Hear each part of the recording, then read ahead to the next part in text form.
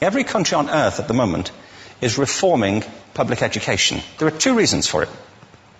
The first of them is economic. People are trying to work out, how do we educate our children to take their place in the economies of the 21st century? How do we do that, given that we can't anticipate what the economy will look like at the end of next week, as the recent turmoil is demonstrating? How do we do that? The second, though, is cultural. Every country on earth is trying to figure out, how do we educate our children so they have a sense of cultural identity and so that we can pass on the cultural genes of our communities while being part of the process of globalization. How do we square that circle? The problem is they're trying to meet the future by doing what they did in the past. And on the way, they're alienating millions of kids who don't see any purpose in going to school. When we went to school, we were kept there with a story, which was if you worked hard and did well and got a college degree, you would have a job. Our kids don't believe that. And they're right not to, by the way. You're better having a degree than not, but it's not a guarantee anymore. And particularly not if the route to it marginalizes most of the things that you think are important about yourself. Some people say we have to raise standards as if this is a breakthrough. You know, like, really, yes, we should. Why would you lower them? You know, I haven't come across an argument that persuades me of lowering them. But raising them, of course we should raise them. The problem is that the current system of education was designed and conceived and structured for a different age. It was conceived in the intellectual culture of the Enlightenment and in the economic circumstances of the Industrial Revolution.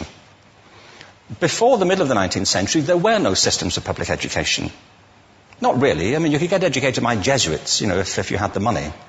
But public education, paid for from taxation, compulsory to everybody and free at the point of delivery, that was a revolutionary idea.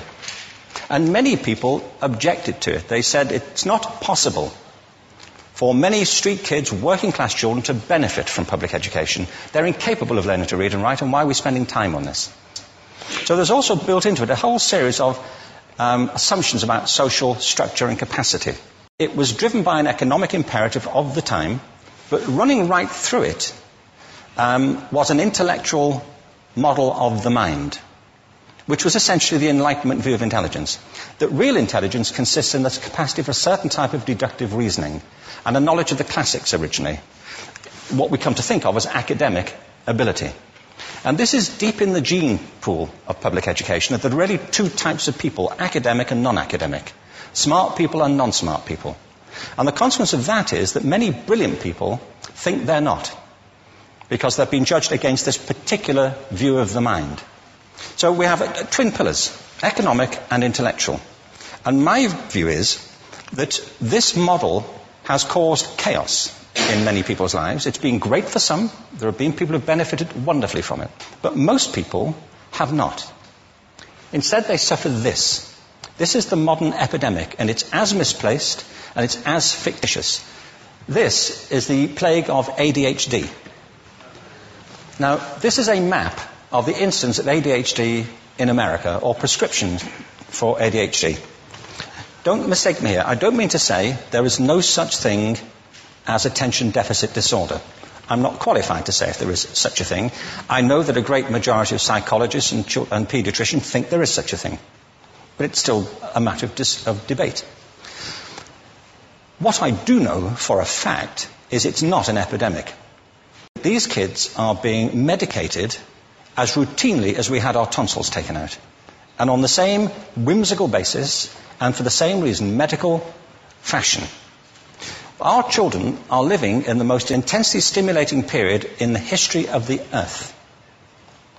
They're being besieged with information and calls for their attention from every platform, computers, from iPhones, from advertising holdings, from hundreds of television channels. And we're penalizing them now for getting distracted. From what? You know, boring stuff at school, for the most part.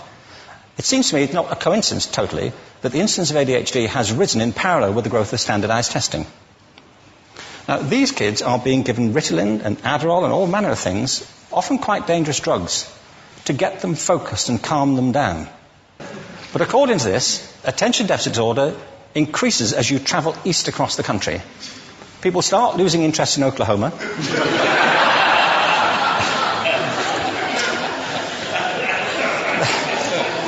They can hardly think straight in Arkansas. And by the time they get to Washington, they've lost it completely. And there are separate reasons for that, I believe. It's a fictitious epidemic. If you think of it, the arts, and I don't say this exclusively of the arts, I think it's also true of science and of maths, but I say about the arts particularly because they are the victims of this mentality currently, particularly. The arts especially address the idea of aesthetic experience. An aesthetic experience is one in which your senses are operating at their peak, when you're present in the current moment, when you're resonating with the excitement of this thing that you're experiencing, when you are fully alive. An anesthetic is when you shut your senses off and deaden yourself to what's happening. And a lot of these drugs are that. We're getting our children through education by anesthetizing them. And I think we should be doing the exact opposite. We shouldn't be putting them asleep. We should be waking them up to what they have inside of themselves. But the model we have is this. I believe we have a system of education that is modeled on the interests of industrialism and in the image of it. I'll give you a couple of examples. Schools are still pretty much organized on factory lines, ringing bells, separate facilities, specialized into separate subjects. We still educate children by batches. We put them through the system by age group. Why do we do that? Why is there this assumption that the most important thing kids have in common is how old they are? It's like the most important thing about them is their date of manufacture. You know what I mean? Well, I know kids who are much better than other kids at the same age in different disciplines, or at different times of the day, or better in smaller groups than in large groups, or sometimes they want to be on their own. If you're interested in the model of learning, you don't start from this production line mentality. It's essentially about conformity, and increasingly it's about that as you look at the growth of standardized testing and standardized curricula. And it's about standardization. I believe we've got to go in the exact opposite direction. That's what I mean about changing the paradigm. There was a great study done recently of divergent thinking. Published a couple of years ago. Divergent thinking isn't the same thing as creativity. I define creativity as the process of having original ideas that have value. Divergent thinking isn't a synonym, but it's an essential capacity for creativity.